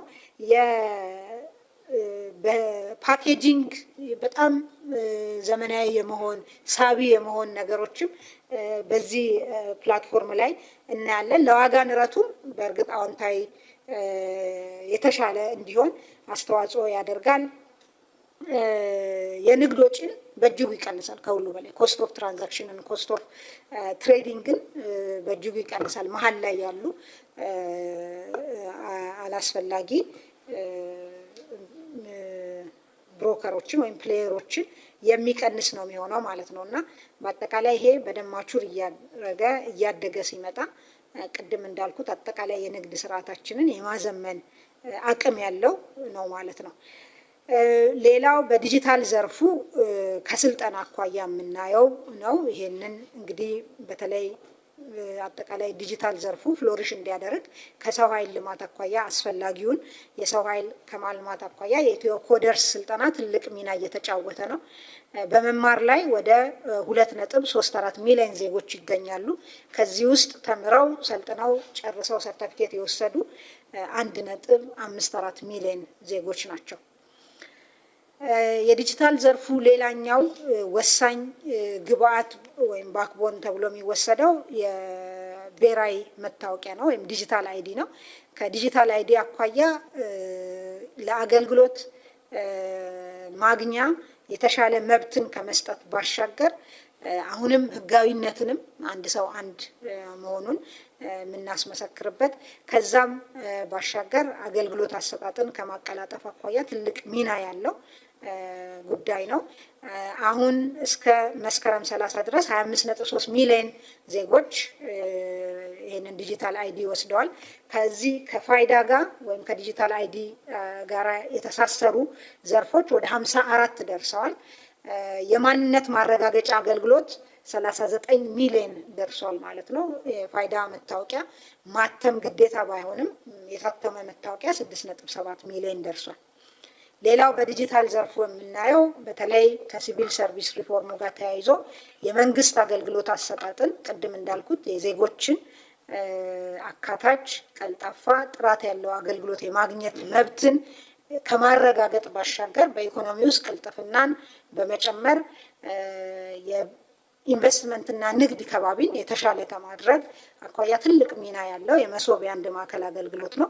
የፌዴራል መሶብ አንድ ማዕከል አገልግሎት 23 ተቋማትን ይዞ በአጠቃላይ ወደ 180 የሚሆኑ አገልግሎቶችን ይዞ እስከ ባለፈው መስከረም 30 ድረስ 79,328 ተገልጋዮችን አገልግሎት ሊሰጥ ችሏል። ቀጥታ ከተገልጋዮች በሚሰበሰብ መረጃ የዜጎች እርካታ 95.6% ደርሷል። ይሄ የመሶብ አንድ ማዕከል አገልግሎት በክልሎችም እንዲሰፋ በተቀመጠው ግብ መሰረት 9 የሚሆኑ ክልሎች አገልግሎት ጀምረዋል። በግንባታ ላይ ያሉ 6 የሚሆኑ የገቡ ተቋማት በእነዚህ በተጠናቀቁ ማዕከላት በእነዚህ ብቻ የ20 መድረሱ ታሳቢ ተደርጎ 263 ተቋማት ናቸው። የተገልጋይ ቁጥር 39,000 በላይ ሆኗል። የሚሰጡ አገልግሎቶች 1119 አገልግሎቶች ናቸው በእነዚህ ማዕከላት። ሌላው እንግዲህ በዚህ የአገልግሎት ዘርፍ ቫልዩ አዲሽን ላይ በእጅጉ ሚና ያለው የመንግስት ገቢና ወጪ አፈጻጸም ነው። የፌዴራል መንግስት ገቢን ስንመለከት ይሄ የፌዴራል መንግስት ገቢ ብቻ ነው፣ የተጣራ ገቢን ነው። በ2018 3 ወራት 323 ቢሊዮን ጠቅላላ ገቢ 323 ቢሊዮን ማሳካት ተችሏል። ይሄ ከአምናው ሲወዳደር የ112% ጭማሪ ያለው አምና 152 ቢሊዮን ነው የነበረው። የታክስን ብቻ የተጣራውን የታክስን ብቻ ስንመለከት 245 ቢሊዮን ገቢ ገብቷል። ይሄ ከአምና ሲወዳደር 70% ነው። ከእቅድ አኳያ 102 በመቶ ማሳካት ተችሏል። ታክስ ያልሆኑ ገቢዎች 10 ቢሊዮን፣ የበጀት ድጋፍ እንደዚሁ 68 ቢሊዮን በተለይ ከሪፎርም ጋር ተያይዞ ተሳክቷል። ይሄ ከአምና አኳያ ስናወዳድረው ሁሉም የተሻለ ገቢ አለው። ሌላው እንግዲህ የኢትዮጵያ ኢንቨስትመንት ሆልዲንግ ገቢ ነው። በዚህ 3 ወር ወይም 100 ቀናት 671 ቢሊዮን ብር በላይ ገቢ ማሳካት ችሏል። ከአምና ተመሳሳይ ወቅት ሲወዳደር የኢትዮጵያ ኢንቨስትመንት ሆልዲንግ ገቢ 72 በመቶ ጭማሪ ያለው አምና በዚህ ሰዓት ከተገኘው ገቢ ማለት ነው። ይሄ እንግዲህ የኢንቨስትመንት ሆልዲንግ ይሄን ያክል ገቢ ሲያመጣ ከኋላ ብዙ ስራዎች አሉ፣ ብዙ ምርቶች ተመርተዋል፣ ብዙ አገልግሎቶች ተሰጥተዋል። ከዛ ባሻገር ለታክስም ለዲቪደንድም ከዚሁ ገቢ ላይ ወጪው ተቀንሶ ከሚያገኘው ትርፍ ላይ በመሆኑ አጠቃላይ በኢኮኖሚ ውስጥ የሚኖረው እሴት ጭመራ የተሻለ ነው የሚሆነው ከአምና ማለት ነው።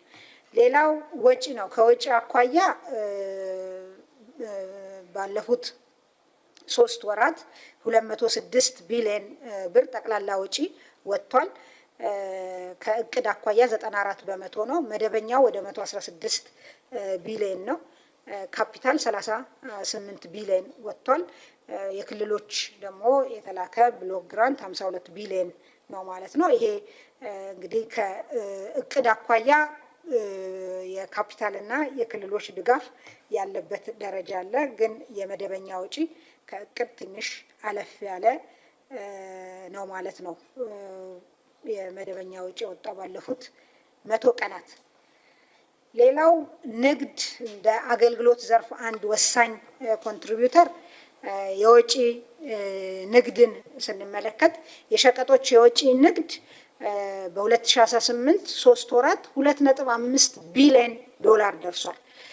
ይሄ ከእቅድ አኳያ ከ100% በላይ ነው። እቅዳችን 2.1 ቢሊዮን ነበረ። ከባለፈው ዓመት ተመሳሳይ ወቅት አኳያ ስናወዳድረው 65.5 በመቶ ጭማሪ ያሳያል። አምና በ3 ወር ያገኘነው የሸቀጦች ወጪ ንግድ 1.51 ቢሊዮን ዶላር ነው የነበረው። በዘርፎች በተለይ ለዚህ ለ2.5 ቢሊዮን ዶላሩ ትልልቅ ኮንትሪቢዩሽን ያደረጉ የወርቅና ቡናን ብንመለከት ወርቅ 1.2 ቢሊዮን ዶላር ከእቅድ አንጻር 135%፣ ከባለፈው ዓመት ተመሳሳይ ወቅት አኳያ 116% ጭማሪ ያለው መግባት ችሏል። ከወርቅ ሽያጭ ማለት ነው። ወይም ከወርቅ ቡና 763 ሚሊዮን ዶላር ባለፉት 100 ቀናት ማሳካት ተችሏል። ይሄም ከእቅድ አኳያ 115% ነው። ከ100% በላይ ነው። ከባለፈው ዓመት ተመሳሳይ ወቅት ጋርም ሲወዳደር በእጅጉ ከፍ ያለ ነው። በ47 በመቶ። አበባም እንደዚሁ 111 ሚሊዮን ዶላር ማሳካት ተችሏል። ይሄም ከእቅድ አኳያም ጥሩ አፈጻጸም አለው። ከአምናም የተሻለ አፈጻጸም አለው። ኤሌክትሪክም 115 ሚሊዮን ማሳካት ተችሏል። ይሄም ከእቅድ አኳያ ከ100% በላይ ነው። ከባለፈው ዓመት አኳያ በዚህ 100 ቀን 91 በመቶ ጭማሪ ያለው ነው ኤሌክትሪክ ሽያጭ ማለት ነው። የቁም እንስሳት በመጠን አሁንም ብዙ መስራት ያለብን ቢሆንም ለዚህ ሪፎርም ሪስፖንድ አድርጎ የተሻለ አፈጻጸም እያሳየ ካለ ንዑስ ዘርፍ ነው። ከእቅድ አኳያ 12 ሚሊዮን ዶላር ባለፉት 100 ቀናት በመሸጥ 137% ከእቅድ አኳያ ማሳካት ተችሏል። ከአምና ተመሳሳይ ወቅት አኳያ 34 በመቶ ጭማሪ ያለው። የአገልግሎት ወጪ ንግድም ባለፉት 100 ቀናት 2.3 ቢሊዮን ዶላር ማሳካት ተችሏል። ይሄም ከባለፈው አኳያ ትልቅ እድገት አስመዝግቧል። 14.7 በመቶ። እንግዲህ ይሄ በአጠቃላይ ለሪፎርም ምላሽ ያስቀጠሉ ምርቶች እንደነ ወርቅ፣ ቡና፣ ኤሌክትሪሲቲ፣ ስጋና የስጋ ውጤቶች መጠናቸው አሁንም በደንብ ከፍ ማለት የሚጠበቅበት ቢሆንም የቁም እንስሳት ምላሽ ያሻሻሉም አሉ። የቅባት እህሎች፣ የቆዳና ቆዳ ውጤቶች እንደዚሁም ጫት፣ የማኒፋክቸሪንግ ኤክስፖርትም በመጠን እየመጣ ያለ ቢሆንም ግን ምላሽ ከመስጠት አኳያ ከዚህ ቀደም ከእቅድ አኳያም ያነሰ ከሚያሳካበት የተሻለ ማሳካት ችሏል። ከባለፈው ዓመት ተመሳሳይ ወቅት አኳያ በማኒፋክቸሪንግ ዘርፍ 67% የተሻለ መፈጸም ተችሏል። ወደ 96 ሚሊዮን ዶላር አሳክቷል። አሁንም ለሪፎርም ምላሽ ያልሰጡና ስራ የሚፈልጉ ዘርፎች አሉ። ጥራጥሬ ለምሳሌ አንዱ ነው። በአጠቃላይ ግን የሸቀጦች ወጪ ንግድ በተለይ ከእቅድም የተሻለ አፈጻጸም በማድረግ አሁንም የሪፎርሙን ፍሬ በደንብ እያሳየ ያለ ዘርፍ ነው ማለት ነው። ሌላው የሐዋላ ፍሰትና የውጭ ቀጥተኛ ኢንቨስትመንት ነው። አጠቃላይ የሐዋላ ፍሰት 2.3 ቢሊዮን ዶላር ደርሷል። ከአምና ተመሳሳይ ወቅት አኳያ ሲወዳደር የ46.2 በመቶ ጭማሪ ያሳያል። አምና በዚህ ወቅት 1.6 ቢሊዮን ዶላር ነው ከውጭ ሐዋላ የፈሰሰው። ከዚሁ 85 በመቶ የሚሆነው በግለሰቦች የተላከ ሐዋላ ነው። የውጭ ቀጥተኛ ኢንቨስትመንትን ስንመለከት 961 ሚሊዮን ዶላር ሆኖ ተመዝግቧል። 7.9% እድገት አለው። ይሄ እንግዲህ በቅርብ ያየናቸው ኢንቨስትመንት ስምምነቶች ወደ ኢንቨስትመንት መፍሰስ ሲጀምሩ በዚህ ዓመት በሚቀጥሉት ኳርተሮች በጣም በእጅጉ ከቅድም ካሰብነው የተሻለ ሆኖ እንደሚመጣ ታሳቢ የሚያደርግ ነው። ይሄ ባለፉት 3 ወራት እነዚህ ትልልቆቹ ኢንቨስትመንቶች በደንብ ፍሎ ማድረግ ሳይጀምሩ የተያዘ ነው ማለት ነው። በእርግጥ የንግድ ዘርፍ ለውድድር መክፈት የውጭ ቀጥተኛ ኢንቨስትመንት ምንጭ ትልቅ ምንጭ ሆኖ ቀጥሏል። እንግዲህ የልዩ ኢኮኖሚ ዞኖችንም ብንመለከት ከውጭ ምንዛሪ ገበያ አኳያ ፍሰት አኳያ የራሳቸው ኢንቨስትመንትም በዛው አክል የተሻለ መሆኑን የሚያሳይ ከውጭ ቀጥተኛ ኢንቨስትመንት አኳያ ቅድም እንዳልኩት የተለመዱት ሁሉም የሚወዳደርባቸው ዘርፎች ሳይሆን የዓለም አሁን የውጭ ቀጥተኛ ኢንቨስትመንት በተለይ ግሪንፊልድ ኢንቨስትመንት ብለን የምንላቸው አይነት ሽፍትን እያየን ባለንባቸው ዘርፎች ላይ እኛ ጋም የዛ አይነት ተወዳዳሪነት እያሳየን መሆኑን የሚያሳዩ ፊውቸሩን ሼፕ የሚያደርጉ ኢንቨስትመንቶች ናቸው። የለመድናቸው አይነት የላይት ማኒፋክቸሪንግም ይሁን ሌሎች ኢንቨስትመንቶች በዓለም ላይ ትንበያው የሚያሳየው እየተቀዛቀዙ እንደሚሄዱ ነው።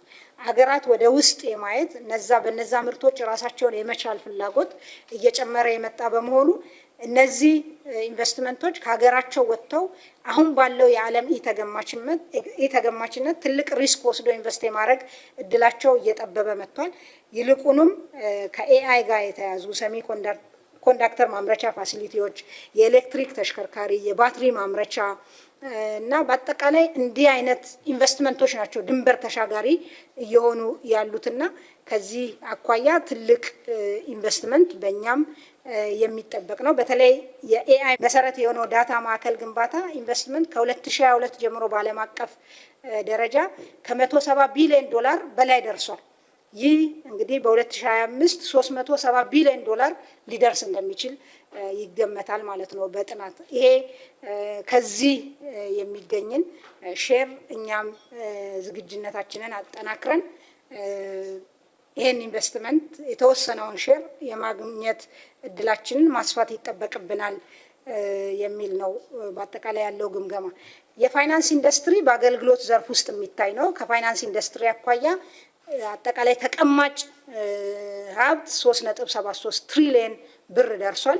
ይሄ ከሰኔ አኳያ ስናየው 6.2 በመቶ ጭማሪ ቢኖረውም ከአምና መስከረም 2017 ተመሳሳይ ወቅት ጋር ሲወዳደር የ38 በመቶ ጭማሪ ያሳይቷል። ብድር ጠቅላላ የተሰጠ 262 ቢሊዮን ብር ሆኗል ባለፉት 100 ቀናት ወይም 3 ወራት። ከዚህ ውስጥ እንግዲህ ይሄ ከአምና ተመሳሳይ ወቅት ጋር ሲወዳደር የ113% ብልጫ አለው። ከዚህ ውስጥ የመንግስት 18.7 በመቶ ነው ብድሩ። አብዛኛው ወደ 81 በመቶ የሚሆነው ለግሉ ዘርፍ የሄደ ነው። በዘርፎች ስንመለከት ቅድም ያሳየኋችሁን የእድገት ታሳቢዎችን በደንብ በዚህኛውም እንድታዩት እፈልጋለሁኝ። ከዚህ ቀደም ባልተለመደ ሁኔታ ለዘርፎች የሚሰጠው የብድር መጠን በእጅጉ እየተሻሻለ መሆኑን ያሳያል። የንግድ ዘርፍ ለምሳሌ ባለፉት 100 ቀናት 110 ቢሊዮን ብር አግኝቷል። ከአምና አኳያ የ86 በመቶ ጭማሪ ያለው። ግብርና 44 ቢሊዮን አግኝቷል። የ249% ጭማሪ ያለው። ማኒፋክቸሪንግ 36 ቢሊዮን ብር አግኝቷል ብድር፣ የ121 በመቶ ጭማሪ ያለው ከአምና ሲወዳደር።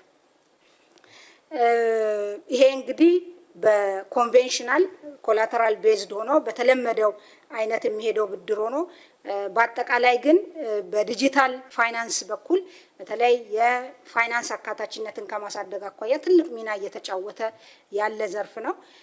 በዚህም 100 ቀን በዲጂታል የተከናወነ ቁጠባ 4.5 ቢሊዮን ብር ደርሷል። ከአምና ተመሳሳይ ወቅት ሲወዳደር የ80 በመቶ ጭማሪ ያለው። አምና በዚህ ወቅት 2.5 ቢሊዮን ብር ነበር የተቆጠበው። ከብድር አኳያ በዚህ 100 ቀናት ብቻ 11.2 ቢሊዮን ብር ብድር ተሰጥቷል። ከአምና ተመሳሳይ ወቅት 143 በመቶ ጭማሪ ያለው ማለት ነው። በአጠቃላይ የፋይናንስ ኢንዱስትሪው ላይ የፋይናንስ ገበያውን የተሻለ እንዲሆን፣ ኢፊሸንሲ እንዲጨምር፣ ቬሎሲቲ እንዲጨምር ያለው ፋይናንስ ኦፕቲማይዝድ ሆኖ መጠቀም እንዲቻል የካፒታል ገበያ ወደ ስራ መግባት ትልቅ ሚና እየተጫወተ ነው። በተለይ በባንኮች መካከል የሚደረግን ግብይት፣ የብር ግብይት ሊኩዊዲቲ ችግር ያለባቸው ሊኩዊዲቲ የተሻለ ካላቸው የሚበደሩትን ባለፉት 100 ቀናት 200 ቢሊዮን ብር አገበያይቷል የካፒታል ገበያው። የመንግስት የግምጃ ቤት ሰነዶችም እንደምታውቁት በካፒታል ገበያው ተመዝግበዋል፣ መገበያየት ተጀምሯል። እስካሁንም 18 የግምጃ ቤት ሰነዶች እንግዲህ ተመዝግበዋል ማለት ነው። ይሄም የገንዘብን ኢፊሸንሲ የተሻለ የሚያደርግ ነው። በአጠቃላይ የውጭ ምንዛሪ ግኝትን ስንመለከት በድምሩ 8.29 ቢሊዮን ዶላር ባለፉት 100 ቀናት ተገኝቷል። በዚህ ውስጥ ትልቅ የመዋቅር ለውጥ እንደገና ቅድም ያልኩትን የሚደግፍ ያንን ኮምፕሊመንት የሚያደርግ መረጃ ከወጪ ንግድ የሚመጣው የውጭ ምንዛሪ ግኝት 57.6 በመቶ ሆኗል። ከዚህ ቀደም ከወጪ ንግድ የምናገኘው የውጭ ምንዛሪ በሌሎቹ በእጅጉ ይበለጣል ነው። ኦፍኮርስ የውጭ ሐዋላ በቀጣይ 27 በመቶ ይዟል። የውጭ ቀጥተኛ ኢንቨስትመንትም 11 በመቶውን አምጥቷል ማለት ነው። ከውጭ ምንዛሪ ገበያ ዴቨሎፕመንት አኳያ ልማት አኳያ ባለፉት 3 ወራት ባንኮች እርስ በርሳቸው $19.2 ሚሊዮን ተገበያይተዋል ባንኮች። ብሔራዊ ባንክ ባለፉት 3 ወራት $150 ሚሊዮን እንደዚሁ አጫርቷል። ይሄም ቅድም ያልኩትን በተለይ ከሪፎርሙ በኋላ የውጭ ምንዛሪ በኢኮኖሚ ውስጥ የተሻለ አቅርቦት ከማሳካት አኳያ ትልቅ ሚና ተጫውቷል። የውጭ ምንዛሪ ገበያውን የማረጋጋት ሂደቱ ግልጽነትን ለማስፈን ህግ የማጠንከርና አስፈላጊ አስተዳደራዊ እርምጃዎችን በመውሰድ ገበያውን ሬጉሌት የማድረግ ስራም በአግባቡ እየተሰራ ነው ያለው ማለት ነው። ሌላው እንግዲህ በማክሮ የምናየው እንግዲህ ከኢኮኖሚ እድገት ባሻገር የዋጋ ግሽበት ነው። በአጠቃላይ የዓለም አቀፍ ፌኖሜናን ሆኖ በኢትዮጵያም ባለፉት በርካታ ዓመታት ከ15 ዓመት በላይ ከ2000 ከሚሊኒየሙ ጀምሮ ትልቅ ሆኖ የቆየ ስትራክቸራል ችግር ሆኖ የቆየ ነው። በተለይ ደግሞ ኮቪድ ዓለምን ሂት ካረገ ጀምሮ በሁሉም ሀገር ኢትዮጵያን ጨምሮ ዓለም አቀፍ ተግዳሮት ለኢኮኖሚዎች ሆኖ የቆየ ነው። እንደ ሀገርም ያለብን የምርታማነት ቻሌንጅ እንዳለ ሆኖ ከውጪ ደግሞ የሚገባውም እኩል ሚና የሚጫወት ነው። ይሁንና በማክሮ ኢኮኖሚ ሪፎርም ውስጥም ሆነን በፊስካል ፖሊሲም በገንዘብ ፖሊሲም በምርት አቅርቦት ሌሎች አስተዳደራዊ ስራዎችንም በማሻሻል በሪፎርም ውስጥ እንዳለ ሀገር ሳይሆን ከዛ በተሻለ ሁኔታ የዋጋ ግሽበትን ማረጋጋት ተችሏል። በመስከረም አጠቃላይ የዋጋ ግሽበት 13.2% ሆኖ ተመዝግቧል። የምግብ ዋጋ ግሽበት ከዚህ ውስጥ 12.1% ነው። ምግብ ነክ ያልሆነው 14.8% ነው። ከዚህ ቀደም ትልቅ ቻሌንጅ የነበረው የምግብ ዋጋ ግሽበት አጠቃላይ ዋጋ ግሽበቱን ይመራ ነበረ። አሁን የምግብ ዋጋ ግሽበት ዝቅተኛ መሆኑ የአጠቃላይ ዋጋ ግሽበቱን የሚመራ ለመሆኑ በአጠቃላይ የኢኮኖሚውን ጤናማነት መስመር እየያዘ መሆኑን ያሳያል። እንደ ሀገር ዘላቂ የሆነ የበጀት ጉድለት አሸፋፈናችን፣ የተመረጡ ሸቀጦችን የደጎምን መቆየታችን፣ የገንዘብ ፖሊሲያችን በተለይ የበጀት ጉድለትን ቅድም እንዳልኩት ዘላቂ በሆነ ፋይናንስ ማድረግና ብሔራዊ ባንክ የሚጠበቅበትን ሬጉሌተሪ ሮል እየተጫወተ መሆኑ፣ የኦፕን ማርኬት ኦፕሬሽንስ ገንዘብ ገበያው ሲበዛ ሞፓፕ የማድረግ ስራ፣ የባንኮች የብድር ጣሪያም ኢኮኖሚውን ሳይጎዳ ግን ሂታፕ እንዳያደርግ ከማድረግ አኳያ የራሱ ሚና ተጫውቷል። የምርት አቅርቦት፣ የገበያ መሰረተ ልማት ተጨማሪ ለምሳሌ 121 ገበያዎች ባለፉት 100 ቀናት ተቋቁሟል። ይሄ የራሱ ሚና ተጫውቷል ማለት ነው። ስራ ፈጠራን ስንመለከት እንግዲህ በሀገር ውስጥ የተፈጠረ የስራ እድል 535,000 ነው ባለፉት 3 ወራት። ይሄ ከእቅድ አኳያ 58% ነው። በየዘርፉ ብንመለከት በግብርና 186,000 ነው። በኢንዱስትሪ ዘርፍ 122,000 ነው። በአገልግሎት ዘርፍ ደግሞ 227,000 የስራ እድል ተፈጥሯል። በገጠር ከዚህ ውስጥ ካጠቃላዩ 37%፣ በከተማ ደግሞ 62.9% ነው። የሴቶችን ድርሻ ስንመለከት 43.6% ነው። የወጣቶች ከዚህ ውስጥ 76% ሆኗል። የውጭ ሀገር ስራ ስምሪትን እና በዚህ የተፈጠሩ የስራ እድሎችን ስንመለከት ወደ 136,589 ዜጎች በውጭ ሀገር ስራ እድል ተመቻችቶላቸዋል። ከእቅድ አኳያ 85% ነው። ከባለፈው ተመሳሳይ ወቅት ጋር ሲወዳደር ግን 56.8% ብልጫ አለው።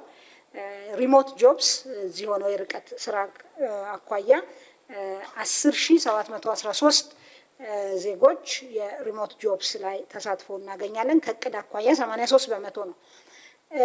በዚህ በተለይ በውጭ ሀገር የስራ ስምሪት በተለይ ኤጀንሲዎች የሚያገኙት ኮሚሽን በውጭ ምንዛሪ መልኩ በተለያዩ ባንኮች ወደ ሀገር የሚገባ አለ። ይሄ የራሱ የውጭ ምንዛሪን ከማስገባት አኳያ ሚና ይጫወታል። ባለን ሪፖርት መሰረት ወደ 121 ሚሊዮን የሚጠጋ በእነዚህ የተፈጠሩ የስራ እድሎች ምክንያት የገባ ኮሚሽን አለ። በሀገር ውስጥ የስራ እድልም ይሁን በውጭ ሀገር የስራ ስምሪት የክህሎት ልማት ስራዎች ትልቅ አስተዋጽኦ አድርገዋል። በተለይ ክህሎት መር የስራ እድል ፈጠራ የምንለው ማለት ነው። ከዚህ አኳያ በርካታ አጫጭርና እንደዚሁም ፎርማል የሆነው የቲቤት ስልጠና ተሰጥቷል። በመጀመሪያው ሩብ ዓመት ብቻ ለሀገር ውስጥ ስራ ስምሪት ከ575853 ዜጎች እና ለውጭ ሀገር ስራ ስምሪት 135000 ዜጎች በጥቅሉ ከ710,000 በላይ ለሚሆኑ ዜጎች አጫጭር ስልጠና ለማሰልጠን ታቅዶ ከዚህ ውስጥ ወደ 659995 ሰልጣኞች ያጫጭር ስልጠና አግኝተዋል። ይሄም ኢምፕሎያቢሊቲን በመጨመር ትልቅ ሚና ተጫውቷል ማለት ነው። በቲቤትም አኳያ ሰፊ ስራ የሪፎርም እና የስልጠና ስራ እየተሰጠ ነው። ወደ ማጠቃለያው ስንመጣ እንግዲህ በአጠቃላይ የመንግስት ሚና በአዲስ እይታ በመቃኘት ጠንካራ አመራር በመስጠት ርዕይ በማስቀመጥ አይንን ከርዕያችን ሳንነቅል በመስራት ከዘላቂ ከባቢ ጋር የተዛመደ እና አካታች የሆነ የጋራ ብልጽግናን ከማሳካት አኳያ እየተሰሩ ያሉ ስራዎች ውጤት እያመጡ መሆኑን በደንብ የሚታይ ነው። ወደ አፍሪካዊት የብልጽግና ተምሳሌትነት በ10 ዓመት እቅዳችን ላይ ያስቀመጥነውን ግብ ከማሳካት አኳያ ጉዟችን የተሳካ ጉዞ እንደሆነ ማየት ይቻላል። ፈጣን የሆነ ኢኮኖሚ እድገት ከብዝሃ ዘርፍ የሚመነጭ ቅድም ቁጥሮቹ እንዳሳዩት ጥራት ያለው ኖሪሽ የሚያደርግ ከምግብ የሚመነጭ ኢኮኖሚ እድገት ምግብ ከማምረት ሌሎች የፋብሪካ ምርቶችን ከማምረት የሚመነጭ ዘመናዊ አገልግሎትን ከመስጠት ኤክስፖርት የተሻለ ከመፈጸም የሚመጣ የኢኮኖሚ እድገት በማምጣት የፕሮጀክቶች የመፈጸም ቅልጥፍና ኢፊሸንሲ ጌን የብርን ዋጋ የተሻለ በማድረግ ያለንን ሀብት በተሻለ ሁኔታ በመጠቀም እና በዲጂታይዜሽን የመንግስትን የመፈጸም አቅም በመጨመር እንግዲህ ጉዟችንን እያሳካን መሆኑ ይታያል። የኢኮኖሚ መዋቅራዊ ሽግግርን ስንመለከትም እንግዲህ በደንብ አድርገን ጭራውን ይዘነዋል። በጣም ትልቁ ማነቆ የነበረ የባለፉት የ60 ዓመት የኢትዮጵያ ኢኮኖሚ ጉዞ ትልቁ ያልተሳካ ነገር ቢኖር የኢኮኖሚ መዋቅራዊ ሽግግር ነው። አሁን ግን እንዳየነው በአምራች ኢንዱስትሪው እና ሌሎች ዘመናዊ ዘርፎች በኢኮኖሚ ውስጥ ትልቅ ድርሻ እየወሰዱ መጥተዋል።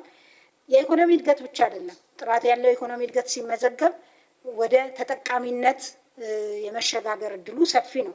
ከዚህ አኳያ እንግዲህ የተለያዩ ተቋማት የተለያየ ቁጥር ያወጣሉ። እኛ ግን የራሳችንን መረጃ የትኛውም የአፍሪካ መንግስት ኢንቨስት አድርጎ በማያደርግ ደረጃ ኢንቨስት አድርገን እያለማን እንገኛለን። የዚህ መረጃ ሪዛልት በቅርብ ይመጣል።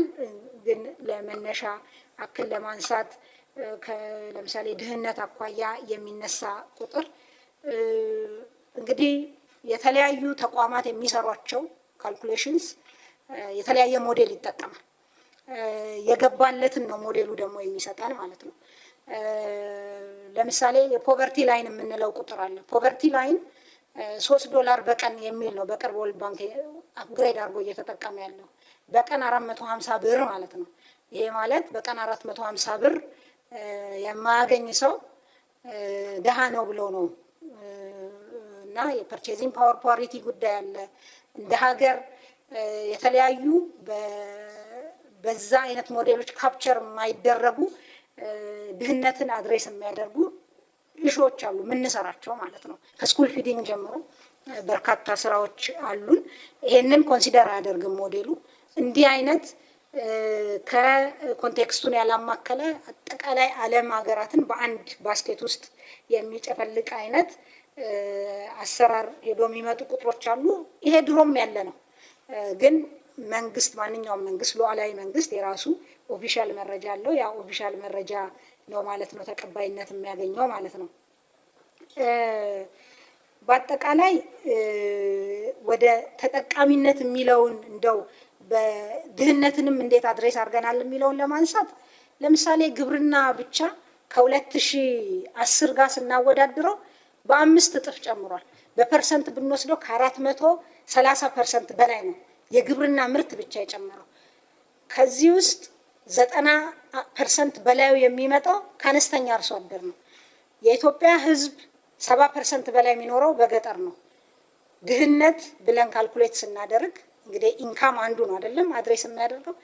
የአርሶ አደሩ ምርት ባለፉት 5 ዓመታት በ5 እጥፍ ካደገ ከ400% በላይ ካደገ እያንዳንዱ አርሶ አደር ቤት የገባ ገቢ አለ ማለት ነው።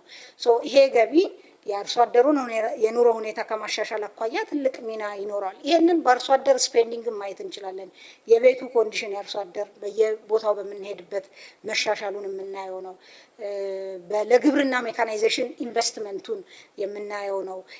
አርሶ አደሮች የሚያደርጉት ፓምፕ በመግዛት የሚሆን ሌሎች የግብርና ማሽነሪዎችን በመግዛት የሚያደርጓቸው ኢንቨስትመንቶች ተሻሽሏል። ከዛም ባሻገር መንግስት በራሱ ፖሊሲ ሜካኒዝም ታክስም ሰብስቦ ይሁን ሌሎች ተጨማሪ አማራጮችን ኢኖቬቲቭ የሆኑ በመጠቀም የስኩል ፊዲንግ፣ የማህበራዊ አገልግሎቶችን፣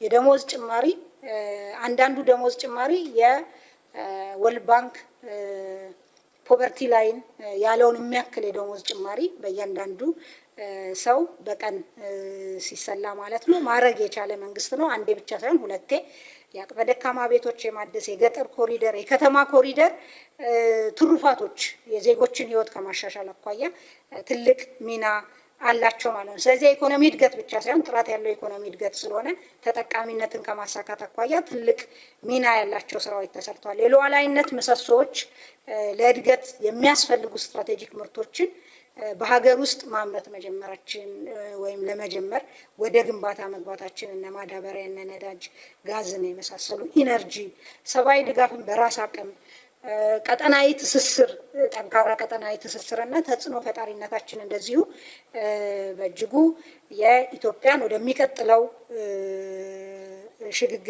ደረጃ ሽግግር እያደረገች እንደሆነ ማሳያ ናቸው። ህዳሴ ግድብ መጠናቀቅ ለኢነርጂ ከሚያደርገው ኮንትሪቢዩሽን ባሻገር በአጠቃላይ የመቻል አቅም፣ ሁለንተናዊ አቅም፣ የማድረግ አቅምን ያሳደገ በዓለም ላይ እንደዚሁ ተጽዕኖ ፈጣሪነትና ተደማጭነትም ላይ የራሱ ሚና የሚኖረው ነው ማለት ነው። አመሰግናለሁ።